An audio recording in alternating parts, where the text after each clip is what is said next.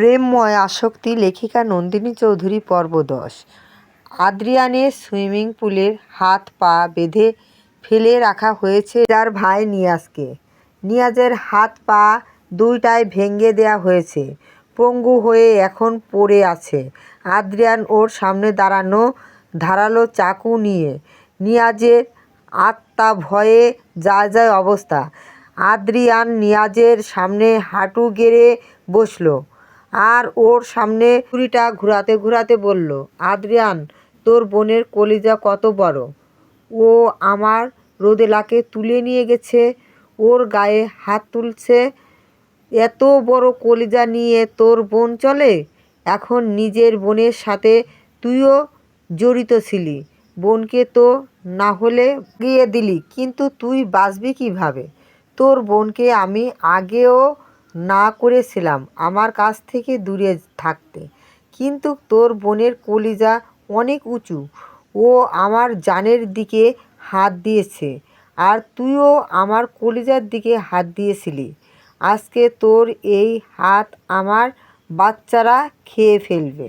বলেই আদ্রিয়ান নিয়াজের দুই হাত কেটে দিল আর ছুঁড়ে মারল পানিতে। আর আদ্রিয়ানের দুই বাচ্চারা সামলে খেতে লাগলো। আদ্রিয়ান নিয়াজের দুই পা দেহ থেকে আলাদা করে দিল, আর নিয়াজ ততক্ষণে নিজের শ্বাস ত্যাগ করে ফেলেছে। হাত পা বিহীন দেহটা পানিতে দেয়া হলো। আদ্রিয়ান উঠে দাঁড়াতেই পেছন থেকে একটা চিৎকারের আওয়াজ পেল। না! আদ্রিয়ান পেছনে তাকিয়ে দেখে রোদেলা দাঁড়ানো, আর ওর চোখে পানি, চেহারায় ভয় স্পষ্ট। আদ্রিয়ান আস্তে করে বলল, আদ্রিয়ান সিট।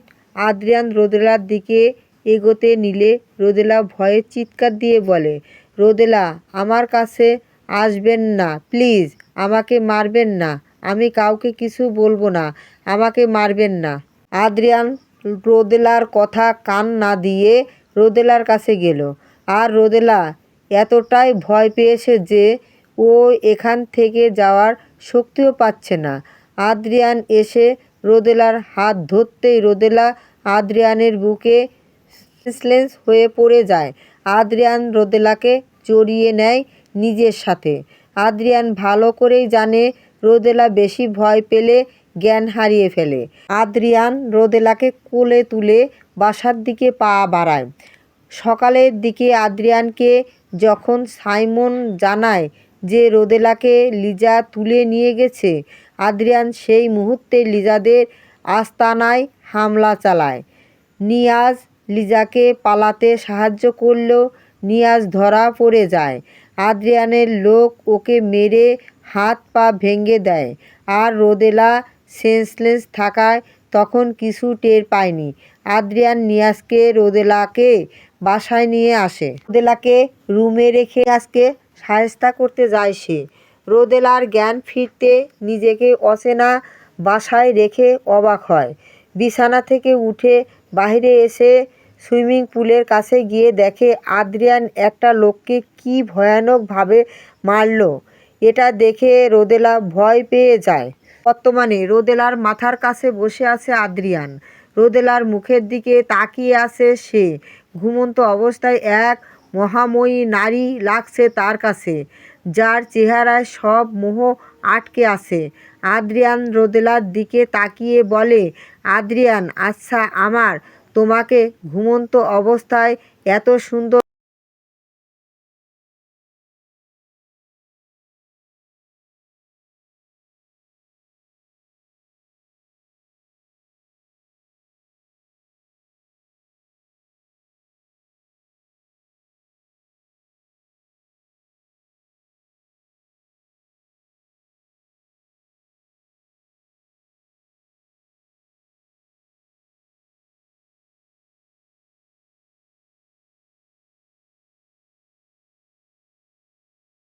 আদ্রিয়ান একটু চুপ করে থেকে আবার বলতে শুরু করলো, আদ্রিয়ান, হয়তো তুমি আমাকে এখন ভয় পাবে, ঘৃণা করবে, কারণ তুমি আমাকে খুন করতে দেখেছো, কিন্তু বিশ্বাস করো, আমি কোনো নিরীহকে মারিনি কোনো দিন, আমি তোমাদেরকেই মেরেছি।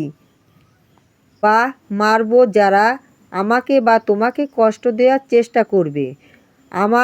আমি থেকেও তুমি আমার কাছে অনেক দামি। যদি আমার আগে মৃত্যু তোমার কাছে আসতে চায় তবুও আমি আগের সেই মৃত্যুকে বরণ করব। তবুও তোমাকে কিছু হতে দেব না। খুব ভালোবাসি আমি তোমাকে নেশাময়। জানো আমাকে ভালোবাসার কেউ নেই। প্লিজ আমাকে তুমি ছেড়ে চলে যেও না, তাহলে যে মরে যাব আমি।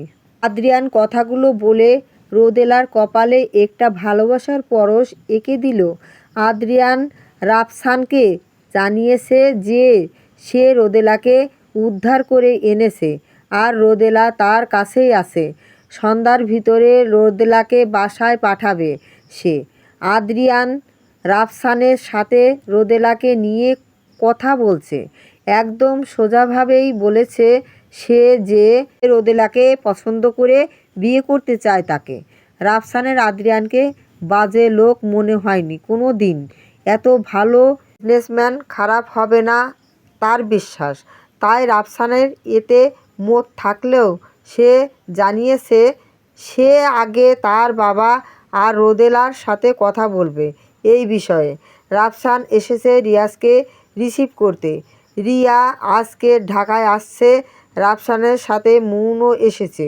হয়তো মুনের মতো হতভাগা কপাল কম আছে। সে নিজেই নিজের ভালোবাসার মানুষের হবু বউকে রিসিভ করতে এসেছে। মুনের কলিজাটা দাউ দাউ করে জ্বলছে, কিন্তু সে তা না পারছে বলতে আর না পারছে সহ্য করতে। রাফসান দাঁড়িয়ে কথা বলছিল তখন বাস থেকে থামে স্ট্যান্ডে। বাস থেকে রিয়া নামলো। মুন প্রথমে রিয়াকে সেটা চিনতে পারছিল না, কিন্তু রাফসান যখন ফোন কেটে রিয়াকে হাই দেয় তখন চিনতে পারে কোনটা রিয়া। রাফসান রিয়াকে মুনের সাথে পরিচয় করিয়ে দিল। রাফসান, রিয়া হলো মুন, আমার বোন রোদেলার বান্ধবী। আর মুন হলো রিয়া, আমার হবু বউ। রাফসানের মুখে হবু বউ কথাটা শুনে মুনের বুকটা ভেঙে যাচ্ছিল, তবুও নিজেকে সামলে নিয়ে বুকে মিথ্যা হাসি নিয়ে রিয়ার সাথে আলাপ করলো সে। রিয়া রাফসানের ফ্ল্যাটের ওইখানেই ফ্ল্যাট নিয়েছে। রিয়া আর রিয়ার বান্ধবীরা থাকবে। কথা শেষ করে ওরা তিনজন গাড়িতে গিয়ে বসলো। মুন ইচ্ছা করে পিছনে বসলো, কিন্তু রিয়াও পিছনে বসলো। আর মুনকে বলল, রাফসান, মুন তুমি সামনে এসে বসো। রিয়ার তো কতগুলো ব্যাগ, তাতে ওর রাখতে সমস্যা হবে, তুমি সামনে এসে বসো।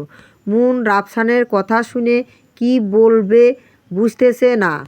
রিয়াকে সামনে নিলে তো হতো, তার ব্যাগ এখানে রাখলে তো। মুন কি চোর যে ব্যাগ নিয়ে যাবে। মুন পিছনের সিট থেকে এসে সামনের সিটে এসে বসলো, কিন্তু এখন সমস্যা হলো এটা কি সিট ব্যান্ড লাগাতে পারবে না। রাফসান সেটা বুঝতে পেরে ওর সিটটা লাগিয়ে দিল। তারপর গাড়ি চালাতে শুরু করলো। কলেজে আজকে রুবা আর কাসু শুধু আসছে কলেজে।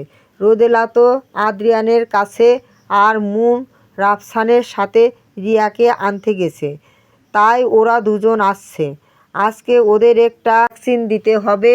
ভ্যাকসিন দেওয়ার দায়িত্বে কলেজে আসছে আরাবদের হাসপাতাল আর মেডিকেলের ডাক্তাররা। একে একে সবাই ভ্যাকসিন দিল। এবার রুবার পালা। রুবাই ইঞ্জেকশন খুব ভয় পায়। কাঁপতে কাঁপতে টেবিলের সামনে গিয়ে আরাবকে দেখে থমকে গেল রুবা। আরাব রুবাকে দেখে একটুও অবাক হয়নি, কারণ সে আগেই জানতো রুবা এখানে পড়ে। আর সে রুবাকে দেখেও রুবা আরাবকে দেখে আপনি হাত পিঠে চলে গেল। আরাব জিনিসটা খেয়াল করে হাসল।